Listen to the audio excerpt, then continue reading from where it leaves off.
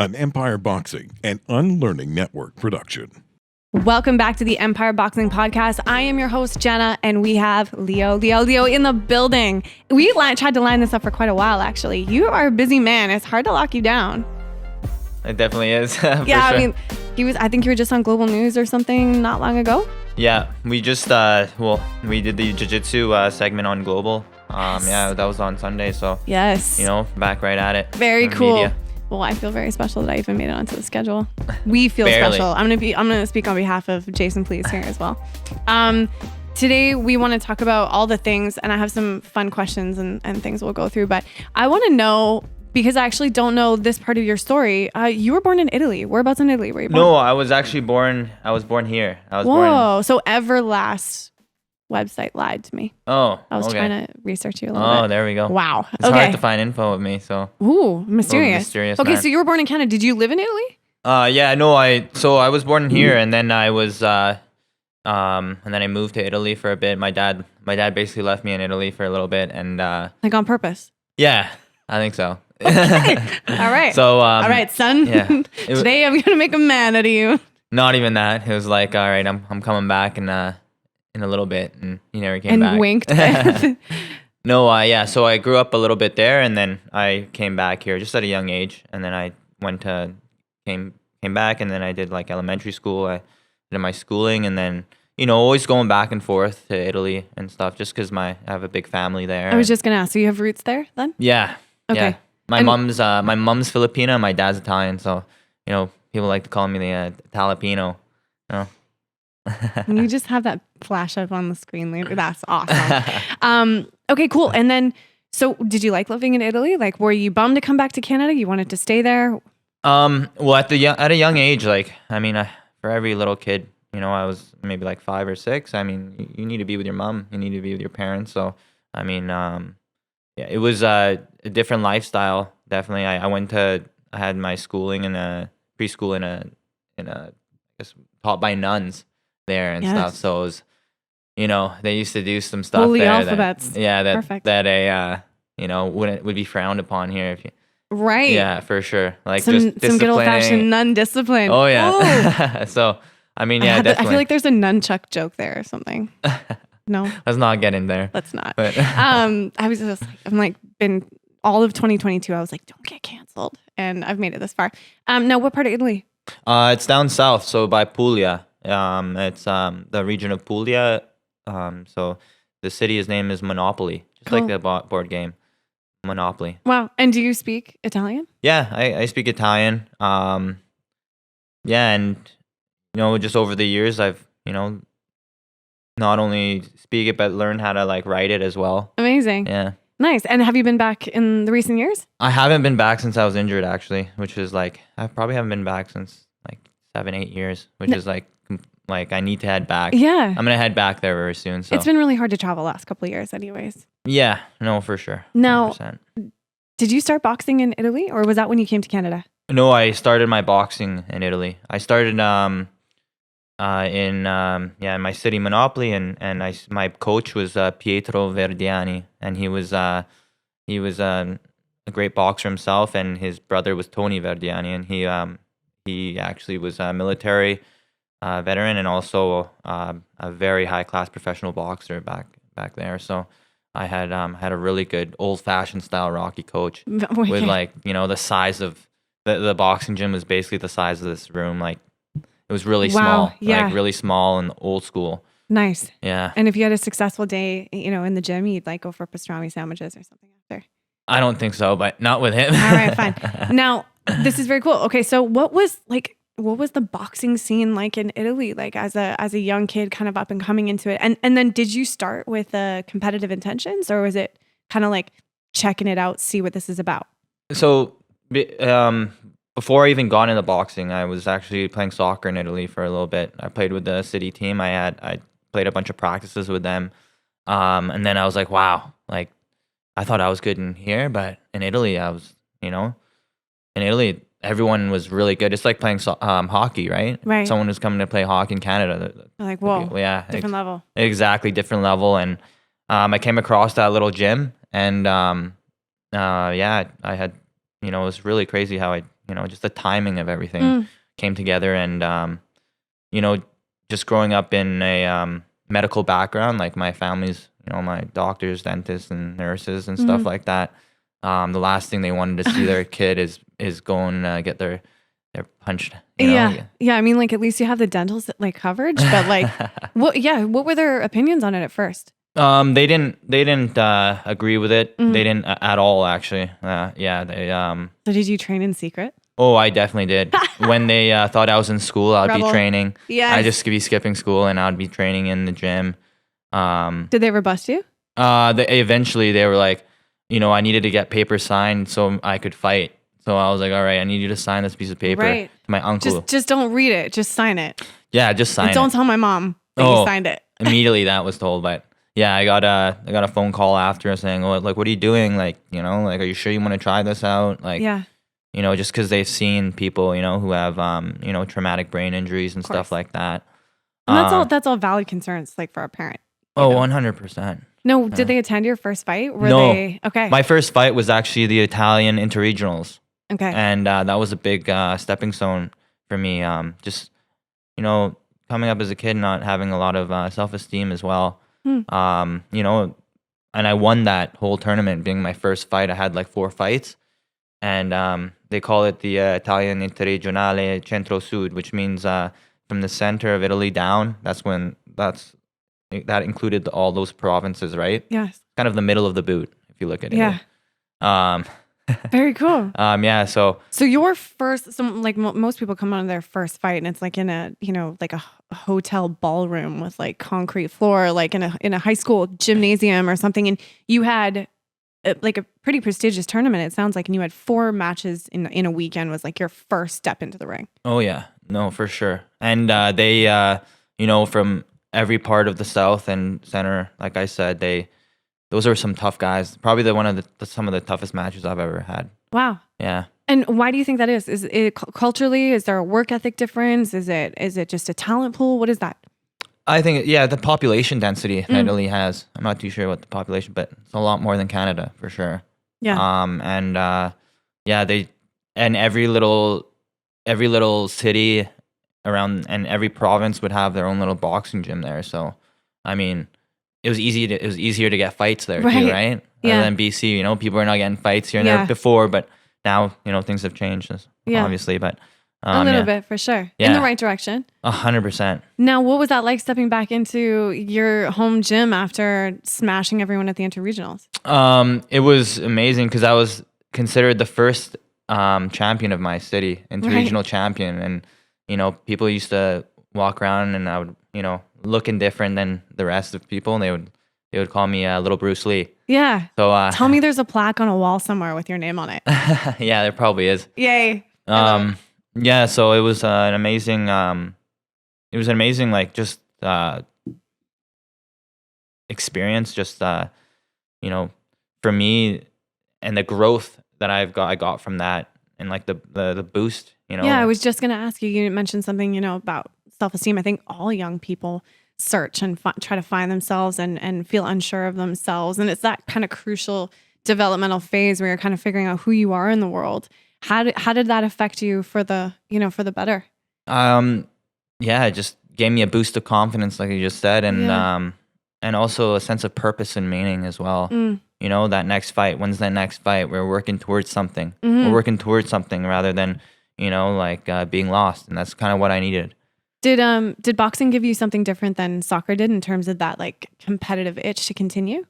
Yeah, it gave me, people think that boxing is such an individual sport, but the relationship between you and your coach is very important. It's almost like, you guys are part of the family and you're not just entering that ring by yourself. I believe if you have a really good coach, you're entering that ring with that coach, right? It takes a lot of trust. You're trusting the process, everything you worked hard for and everything like that. So, I developed such a deep relationship with my coach, and all the crazy stuff, the old school kind of training. Yeah, he was training tough me. On you. Yeah, like with the long distance swimming in the ocean with nothing to grab on, and like running barefoot on like these sharp rocks here and there. It was very old school. Yeah. If you can snatch the grasshopper from my hand. Basically. Yeah, that's wicked. I mean, I was just going to ask you, I was like, what kind of crazy memories do you have of that time? Like in terms of your training, some of this old school stuff. Um, I think the ocean swimming was really tough. Yeah. Like just being in the middle of nowhere, not being able to grab anything. Was and- there like an element of fear that you had to Oh, overcome? 100%. Yeah. Yeah. Just I think that would scare me more than getting in the ring and fighting someone. Oh yeah, there's nothing to grab, right? And you look down, and there's like it's like 20 feet down there, Yeah. and you can look. It's beautiful water. You can look right under there Yeah. and see like the sand and but the perfect training conditions. Right. Like yeah, it was beautiful. It was really warm, and you're able to just hop in the water and, like after practice and stuff, get Yeah. it cool down, cool off.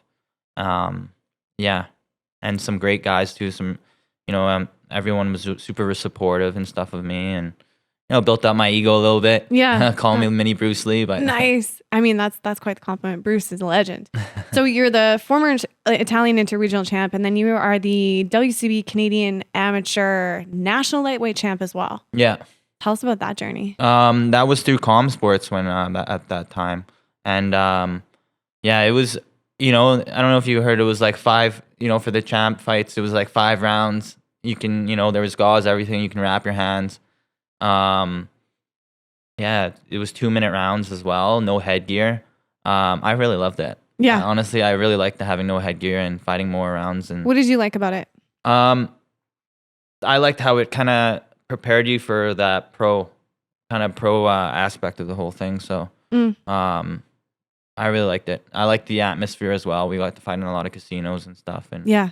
yeah, and bigger crowds and stuff. I found. But Awesome. And did that boost that you got from kind of your younger years and your experiences through training and those in original tournaments and stuff, did that set you up to have a different level of confidence to go in and do something like that? Oh yeah, definitely. Like at that point in time, you were like, what? No big deal. I got this. Yeah, no, for sure. Yeah, definitely just kept on working on myself and working on my boxing and taking little things from different coaches. If you stop, you got to keep learning. That's the whole game plan was keep learning and absorbing as much as I can from every every style, and watching lots of video as well on people who I can mimic and take from as well.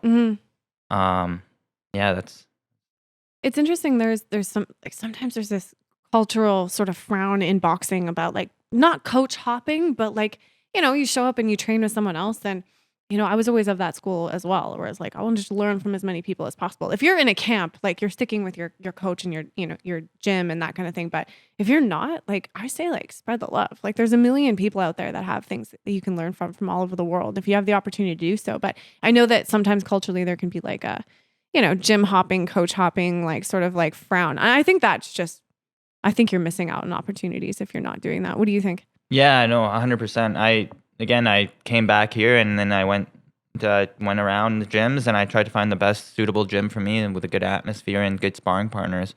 Boxing wasn't as alive as it is now. There's a show happening every weekend. Yeah, it is encouraging to see, especially in the amateur and even in the MMA scene. It's like it's popping off between Mamba and BFL and then our promotion and all the amateur shows. Like there's something going on in the boxing community all the time.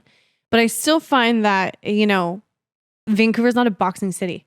No, yeah, it's starting to though. I think hope so. I hope so. If you're watching this, better like boxing or else. Yeah, no, I would love to see the sort of even if it's like you don't start off as a boxing fan, it's like get out and do something in your community. Get out and support what's happening around you. Because we always say there's nothing to do in Vancouver, blah, blah, blah. Well, it's like, are you attending the things that are happening? Or are you just kind of doing the classic Vancouver, like, I could be down. Yeah. Like, stop, just go support, right? Because I mean, there's no shows and there's no fans and there's no athletes, there's no opportunities. And, as an athlete, like how important it is to have opportunities. And, it's a constant strive to make your own opportunities and to lean on your community. And I think that we need to build that in Vancouver more and more. Awesome. Well, I love it. Now, talk to us about the birth of the West Coast Wheelchair Adaptive Boxing Program you set up. Tell us how did that come to be? So, after my injury, after having that spinal cord injury in 2017, it was tough for me to even get back into boxing. That wasn't I don't think that was a choice for me back then to even going back into the boxing gym, even show up there. I was, I was scared to get back in the ring and see, what my fellow peers and stuff again. Leo was a champ before, and kind of look at him now. That's the kind of thoughts I would have. But if it wasn't for, getting back in there and just I think my first time was even going to a show and seeing my buddy Robert Cousins here. Shout out Rob. Shout out Rob. Yeah, I saw him, and the things that you conjure in your mind, right? The things that you say to yourself that stop you, the excuses you make for yourself to not rebound. But I think it's just a process, and I slowly was able to get into the gym, which is where we train the adaptive boxers now at Rain City Boxing. Slowly making my way there, and then putting on those gloves again, and then hitting some pads with Maestro Sean. Big shout out. Shout out. I slowly developed. We slowly developed to relearn the science of boxing and adapt it the best way we can. Integrating, being able to stay in balance and integrating the wheelchair. It's a totally different ball game. If you take a look at some of the video from last weekend, which I will be posting soon, you can definitely see, it's not a brawl. There's lots of technical and adaptation things that you'd be like, wow, this is a valid sport. These guys are actually trained. This is not some Granville Street fight. These guys are moving. It takes wheelchair skills. It takes you got to learn southpaw and orthodox. Right. And so for those who don't know, there was a showcase last weekend, and it was an adaptive boxing match. How many belts were there? There was not that many belts. There was, I think, only 6 to 10. It was not that many because due to the they had a little tournament in Portland, I think. Yeah, the Team BC was out there. Yeah, exactly. In Portland or something. Yeah. Yeah, Thanksgiving too, Right, of course. But that's amazing. So how many athletes kind of fall under that right now? That are kind of coming to you and learning from you? There's so many people that are interested as well, that come from not only around this area, but around BC as well. And I've had multiple organizations come out and just message me up and just want to ask questions and stuff like that. But yeah, we got big plans for the future, and how to again spread the word and spread how to do this. And yeah, I mean, it's accessible. Yeah, we just gotta make sure everyone kind of integrates and opens their doors to adaptive folks like me. And is there a syllabus, so to speak, that you're kind of creating and formulating to help teach people to box and learn how the wheelchair can work with them? Is there something that you're creating that you're packaging? Yeah, so basically we're trying to we will be basically trying to see who is open enough to be wanting to learn how to teach someone who has some kind of adaptive need, and that comes with learning how to use the wheelchair skills, and then implying the boxing factor and staying protected as well. Yeah. Defense is a big one, and because you've taken the mobility aspect of using your legs and your footwork, that wheelchair needs to be used properly through angles and such a technique with that as well. Yeah, and the head movement and the mechanics, taking away the hip. There's not much. We can't develop as much power as someone who does. Throws the hips, the core moves, the snap of the punch comes out. So, it can be done. And I've had, after that event, I've had even some BC boxing judges come up to me and were pretty impressed, and even a lot of other coaches that were in the community that watched us were like, a gentleman came up to me and said, you made my night. Thank you so much.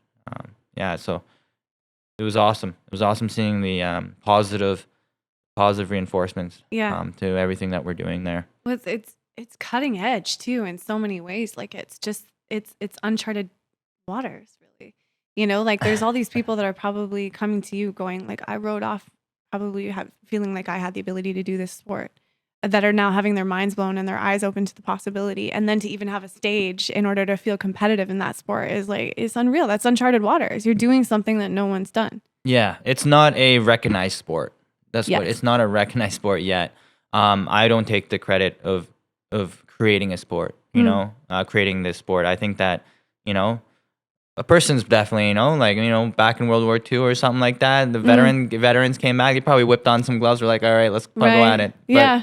like there's must have been some kind of form, and I've chatted to some people around the world, and there's some things going out there, but to have the wheelchair, I've seen, for example, some places in Europe where they have the wheelchair static, and that means the wheelchair is basically sitting there, It's not locked moving. up Yeah. with the other individual, and they're just trading punches, Okay.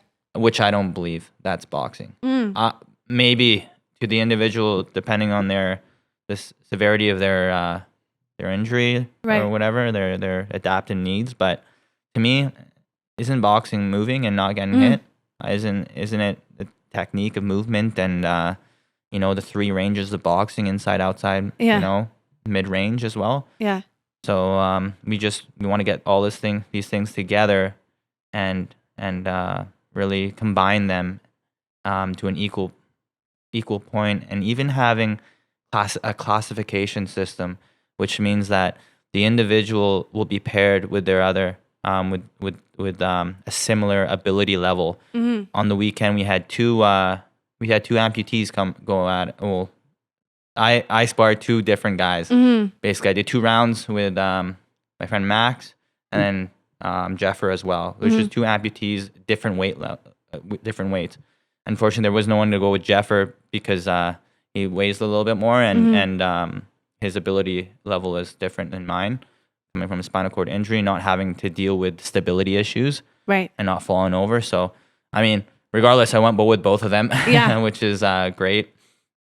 But just going back to the classification system and developing different glove wear as well, Right. which that's still a process, which we found one as well. So, and the right wheelchair, just Right. like there's a basketball wheelchair, tennis wheelchair, sports chair. The mechanics have to be kind of specific. There has to be a chair that we're working on that is you're able to initiate the inside Right. fighting as well, and not being able to be too far out, but initiate it. Yeah. Initiate that combat. That's wicked. No, it's cool. Like I want to talk about the idea of this, like the technical adaptations. Even like I've had the pleasure of doing pads with you, and I want to know how you developed that sort of technique, like being able, because like what I noticed was you would like move into like a range that was slightly maybe too close, and then time the roll back to catch the punch. Like it was amazing, and it was like high level pad work. So how long did it take you to develop that? It took a little bit. I have to, Like those were crispy pads. yeah, I know for sure. They're crispy. I had to make sure that I'm timing the individual as well. Obviously, It just goes to show how much of boxing, like the depth of it too. I think. the distancing, the timing. They say timing beats speed, right? Yeah. So I gotta make sure that timing is right. And you're balancing 2 things. Yeah, and while trying to stay on balance myself, because my core stability is not the best, but kind of hide that.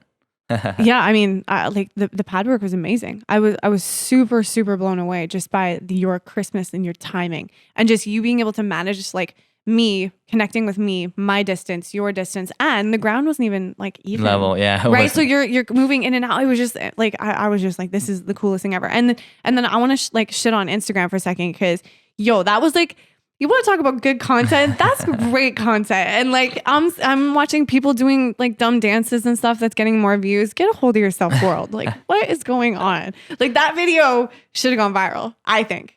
That was some cool shit. And we were like in the graffiti, it was super urban. It was beautiful. I was like, I mean, come on, man. Instagram, you're killing me. Killing me. But I'd love to do that again. That was super, super fun. Definitely, we'll do that again. And so I noticed today when I was digging, you've got a YouTube channel as well. Oh, Or is that just a collection of things over the years? I think it's a collection of things over the years. My brother was helping You're like, me out. do I? My older brother was helping me out, but yeah, no, I need to get on your level on the on the social media game and the media. Dude, I'm accidentally good at it. I tell you, I don't know what's going on. So like, what's next for you in terms of like your kind of personal brand? Like you're now on Team Everlast as well. How's that year been for you? And what are you developing in terms of like your digital self? Really just start keeping, I guess we just need to keep spreading the word of, the adaptive boxing and show that it's really out there by posting content and stuff like that. And, I keep getting these people, from around the world that are messaging me and asking me, we want to do that, and I think, talking to organizations like, able-bodied boxing, Canada Boxing or BC Boxing, which BC Boxing has been incredibly supportive to what I'm doing. Awesome. So just getting into politics of things and stuff, and integrating and showing them that what we've done like last weekend is possible. Yeah. And it'll open up an avenue. It'll support both funding too. Yeah, absolutely. For able body and adaptive. Absolutely. Now I noticed you, like I've seen you do some of your S&C. I was kind of wondering, at what point did you go, you know what? I think I need to like really train some S&C for my upper body. Like, was there a certain point in your journey that you were like, oh man, like, is there, like I saw you doing like double rope pull-ups in your chair and stuff like that. Like that's gnarly. Like at what point did you go, this might be useful for me?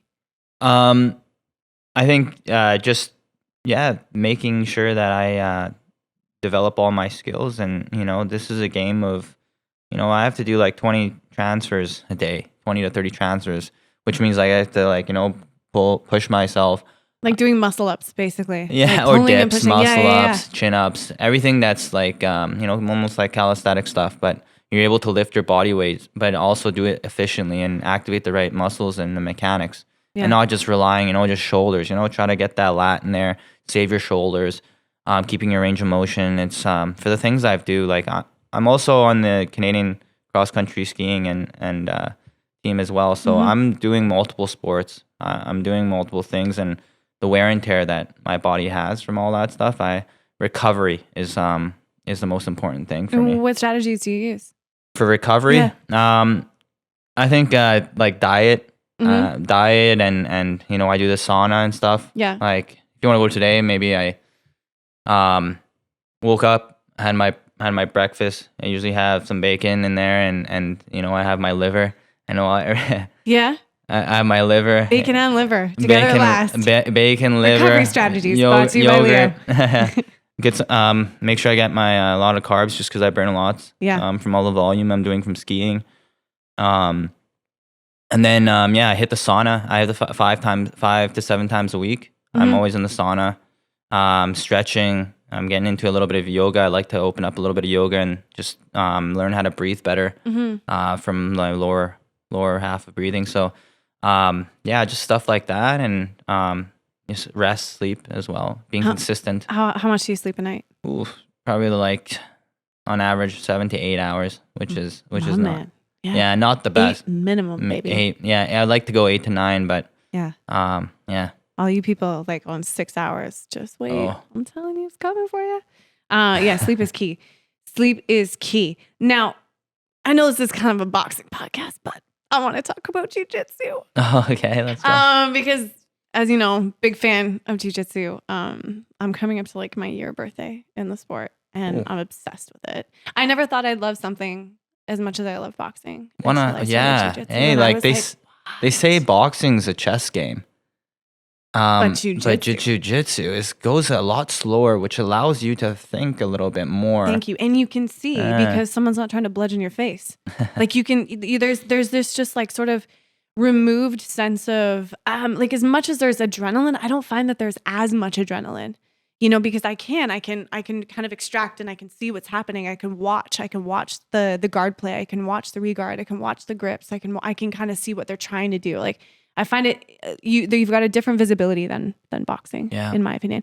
Now, did you feel the same way when you tried it for the first time? Where you're like, whoa, shit. Yeah, no, it was a little different for me, but yeah, I just was, because now I'm coming from an adaptive side, and now I'm stepping into competing and wrestling around, rolling around with able-bodied people. Yeah, you just did your first comp. Yeah, was it AVA? Yeah. Amazing. So that was what, last weekend? 2 weekends ago. Yeah, 2 weekends ago. Amazing. And you podiumed? Yeah, it was good. It was good. I had to find I didn't have my weight class there, so they did bump me up a little bit more. I mean, 25 pounds more. They weighed 25 pounds more, and then I it matters, by the way, for those who haven't done jits. And on my legs as well.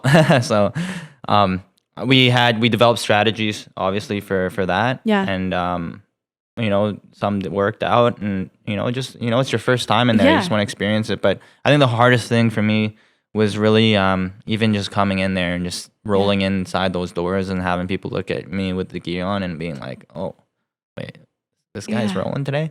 Who's he rolling against? But what was that experience like? Like, I think going back to something what you said earlier was these things you fabricate in your mind. Like, what was the reception actually like?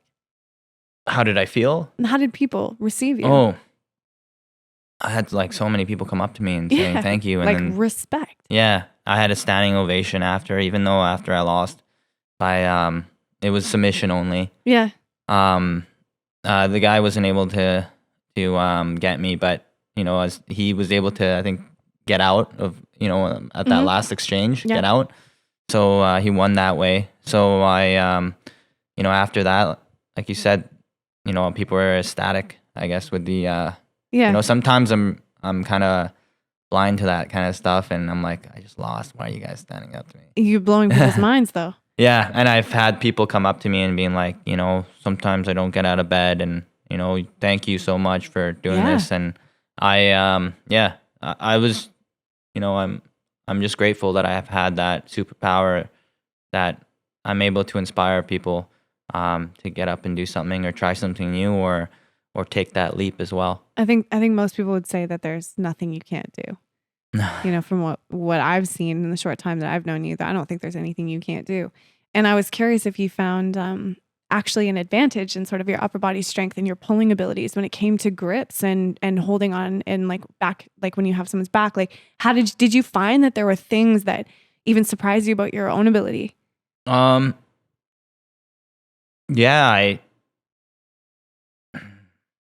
not really. Honestly, what surprised me was, the other people's ability. Not till I'm like, wow, I don't have legs. Like, this is what I would do against someone that doesn't. But I'm an athlete. I think I'm a high level athlete. I know I'm a high level athlete. I know I have that advantage, and I have that mindset as well. I come in there with a game plan. If it doesn't execute, if I don't execute it, then I'm off to the next. But I think like mindset. I mean, everyone knows this. Like, I'm not going to say anything that hasn't been said. I'm probably said better. But let's say you take two relatively equal, skilled athletes, relatively same, strength and ability, maybe weight, whatever. Who's going to win? The mindset. That's what's going to separate two very similar people. You've got two highly motivated athletes on the mats or in the ring or, on the court, whatever it is.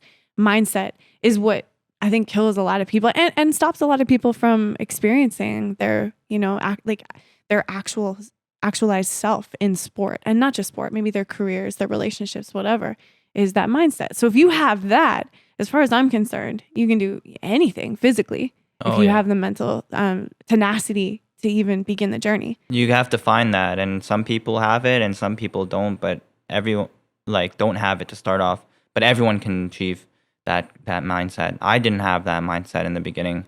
I had to prove that to myself, and challenging yourself, with the inspiration of the community and the help of the community after I was injured, and doing things like the grouse grind and doing the grand fondo and hand cycle, and just all these other crazy things that people would, be surprised that I've done. It's proven to me, and it's forged me to who I am today. And I just try to keep the bar little bit higher and higher and keep pushing and keep proving people and myself wrong. What was the hardest thing you've done so far that, like, did you have a moment doing something where you're in the middle of it going like, Leo, Yeah. I don't know if you bit off more than you can chew. Like, what was the hardest moment you've had? I think the grouse grind was one of them. Yeah, I'm thinking it's rough at the best of times. Grouse grind was definitely one of them. The one that I was, after my injury, I went down Cypress Mountain on my hand cycle. And I don't know if you guys have seen a hand cycle. My hand cycle goes pretty quick, and I only have one brake. And I think at that time, I was like just an adrenaline junkie. Yeah. And I hit like 85, 90, and I noticed like even going down there, I'm like, oh my gosh, like you're going pretty quick. Like there's no stopping. So I think like I've taken away from every little thing that I've done. Well, everything, not little thing. But, after that, were you like, don't do that again? Were you like, let's do that again? No, I realized that there's people out there that care for me. So Right. I should have at least 2 brakes, not one. Yeah. Pad Fair. brake. Fair. What's the advantage of having the one brake, or was that like just an oversight? Oh, it's just that thing is not meant to do what I just did. That like knock down that mountain. No, Right. For sure. Right. You just sent it. Yeah, I just sent it from. I would go all the way up, and then my friend was following me from behind, and she's like, "Oh my gosh, you just hit like 85, 90. You're passing cars going down Cypress, and your cheeks are plastered back on your face." basically, like, and if it's one thing goes wrong, it's it. That's it. So yeah. So let's not do that again. Fair. Okay. This is some of my favorite stuff. Favorite boxing movie? Go. Oh, favorite Rocky. I mean, that's my Right. If any particular Rocky, or just I like the first? Apollo. Okay. Yeah. Okay, sweet. We got a Rocky fan. We've got actually quite a few. I think that's like the unjudged favorite. I have some judged favorites. But Yeah. Rocky's the most unjudged favorite. Or Million Dollar Baby. $1 Million Baby. Yeah, sorry. I think that is my favorite. I'd say. So Rocky takes second place to $1 Million Baby. Yeah, $1 Million Baby. Just because, have you watched it?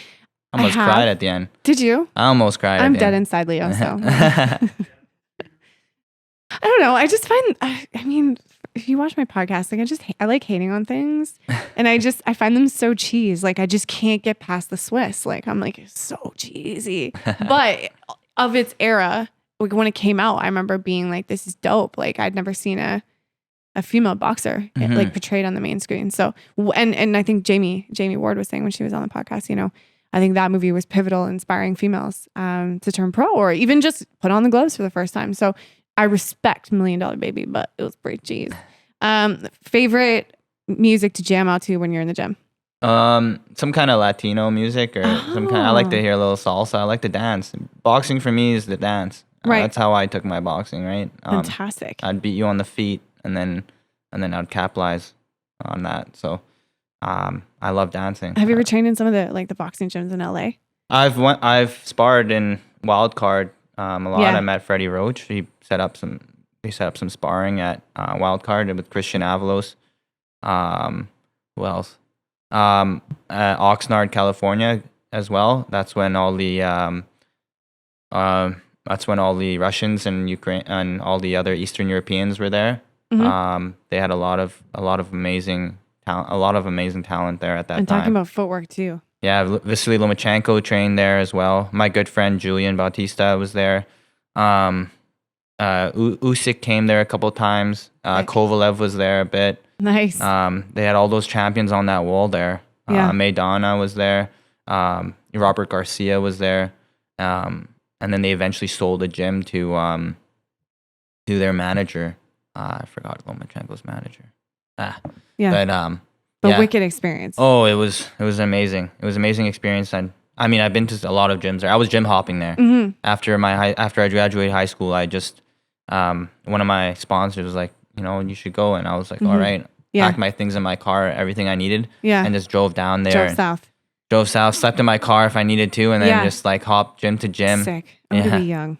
That's wicked. That just like hearing like Latino music in gyms just reminds me of LA. You know, like hearing it coming down the alley to like in Trinity or Fortune or in Wild Card. Actually, I don't even remember there being music in Wild Card. I think it was pretty just like it's just so loud. Things are happening. So loud in there. Just the sound of the bags being worked on and the ropes and the pads or whatever. Yeah, very very loud. The downstairs hypey gym. The downstairs is a different vibe entirely. Nice and quiet. If you're lucky enough to get down there, clearly. Okay, next favorite segment. matchmaker debut. So you get to pick a fantasy matchup from the past. You get to take on the role of Mr. Eddie Hearn, if you will. Oh. Who is it going to be? Boxers from the past. Boxers from the past. Oh my goodness. Retired or expired? I would have liked to see Manny Pacquiao and Floyd Mayweather fight at their primes. Oh, that yeah. would have been nice. Retired, not expired. Yeah. All right. Okay, cool. Manny Pacquiao and Floyd Mayweather. At their primes. And who's the A side? Who's B side? I just love Manny Pacquiao. He's one of my favorite boxers. I love Floyd Mayweather as well. Filipino pride. Yeah. Represent. Yeah. Okay, cool. And now, boxers from the present. Matchmaker debut. Go. I want to see Lomachenko and Devin Haney go at it. It would be nice. Do you think that's still a possibility? Because Haney's going to do a rematch against Kambosos. Yeah, I like to see that happen. I want to see that happen after. I think that should happen. I think that boxing should give us that. Yeah, I agree. Now, we're going to go rapid fire, and I'm going to get your prediction of the winner between all the upcoming fights. Mayer versus Baumgartner. Mayer. Haney versus Kambosos. Haney. Shields versus Marshall. Shields. Wilder versus Helenius. Wilder. Paul versus Silva. I love Anderson Silva. I love him. I'm going to go with Silva. Yeah. Estrada versus Chocolatito. I love Chocolatito. The man. Charlo versus, this segment is also called Jana butchering last names. Suyui? Charlo. Charlo. I think he's, Thank you. Actually, I was really hoping you would have said the other one because then I would know how to pronounce it. TSZYU? Like, come on. What am I supposed to do with that? I don't know. That was really good though. Nice. Rapid fire. I'd like to buy a vowel, please. Actually, no, this has too many. I need some consonants over here. Hopefully, like when a T and an S and a Z are all together, like I'm like, oh. Who do you think's gonna win with Shields? Shields, I think Shields is gonna win. Yeah. Yeah, I think I pretty much agree with all of your. Oh, Haney Kambosos. I skipped over that one. No. I said say Haney. it? Yeah. Oh, Haney. Okay. And then he's gonna knock him out this time? And you think Haney versus Lomachenko, who's taking that? I'm going with Lomachenko just because I have a soft spot for Lomachenko. I spar Loma, and Loma is my man. I like Repeat Loma. that. I just got shivers. Oh, I know. I sparred Lomachenko? I sparred Lomachenko, and let's be best I've friends. always...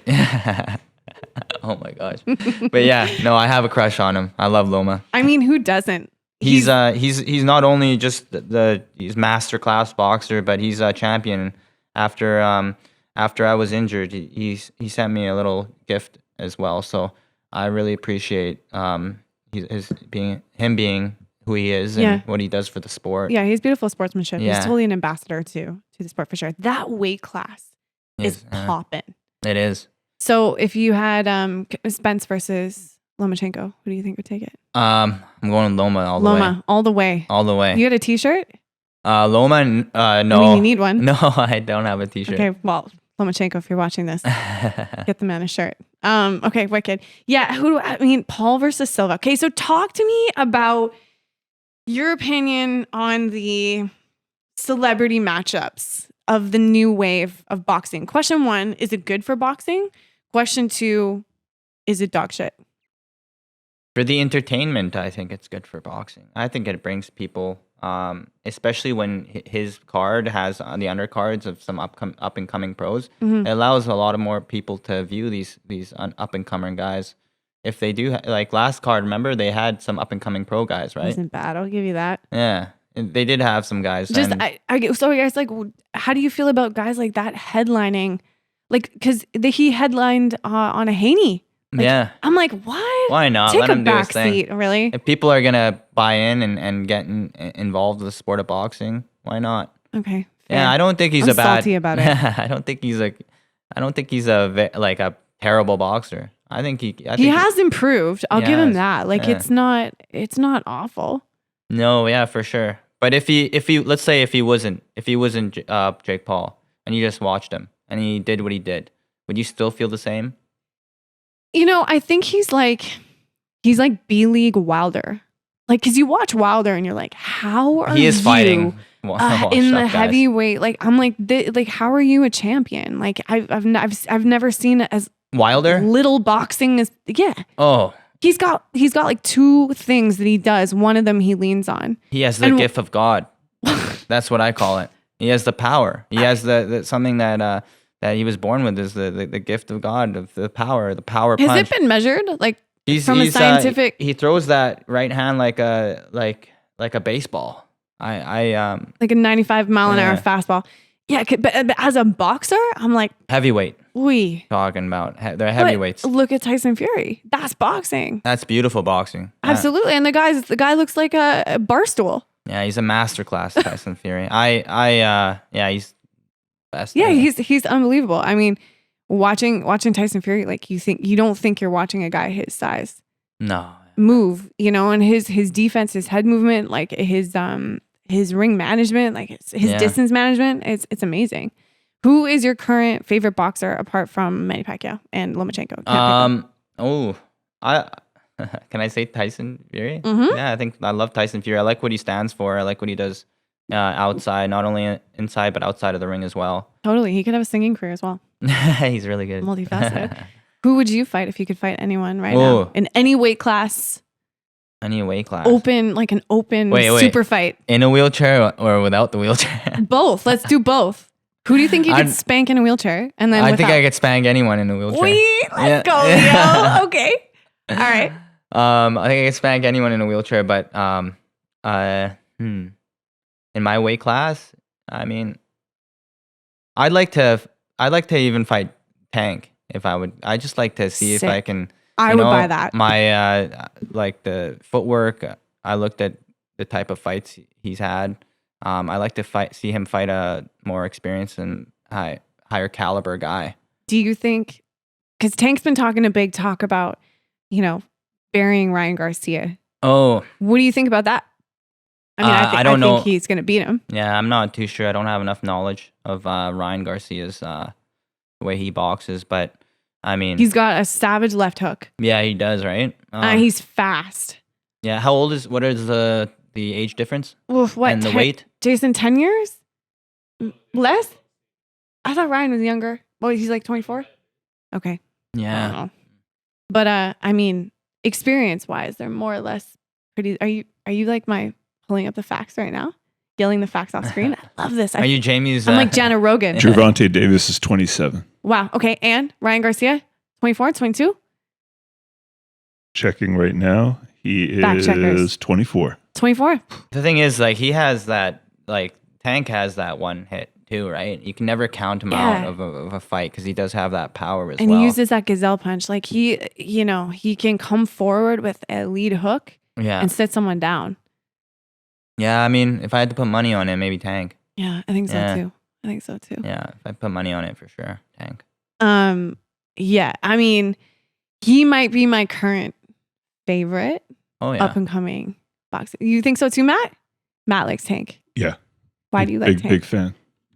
I think he's one of the best branded boxers. Yeah. Okay. You know what I mean? From as far as like getting the next generation into boxing. Yeah.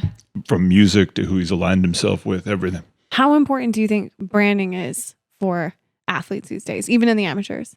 Oh, it's so important. Your Instagram, your social media is your billboard. Mm-hmm. How many people you're about to for all the up and coming guys out there? Yeah, you got to build your social media, get your name out there. You got to build it it's your billboard. Absolutely. And I think that you're going to sell that, you want to sell tickets, you got to get people interested in you. You're here. Yeah. And sponsorships. Like, it is your gateway to sponsorships.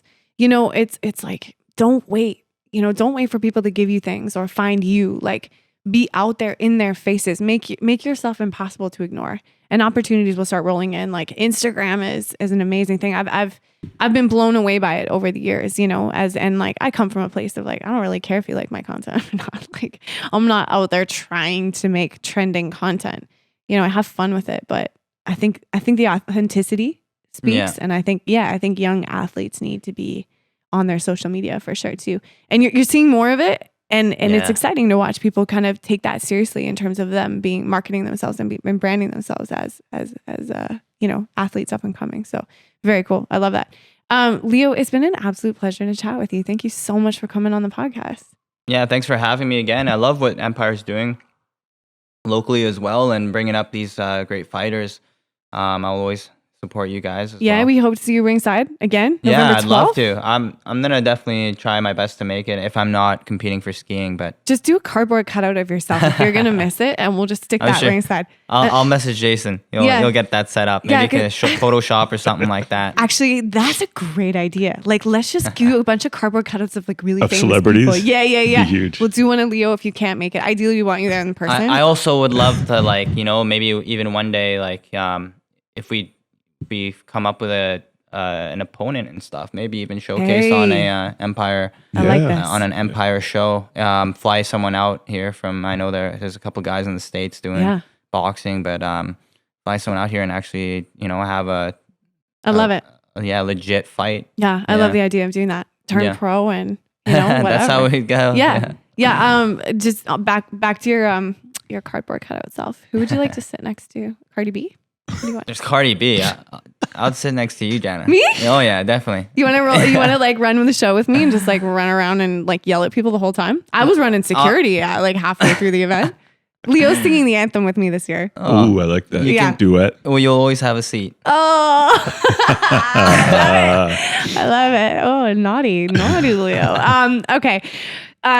Again, we just I know from the bottom of my heart, I speak on behalf of the team. Like, we just are so proud to have you in our corner, and we're proud to be in your corner as well, and everything you do for the community of boxing, and the community of adaptive boxing, and all the sports, and just how you represent Canada as just an incredible ambassador of mindset.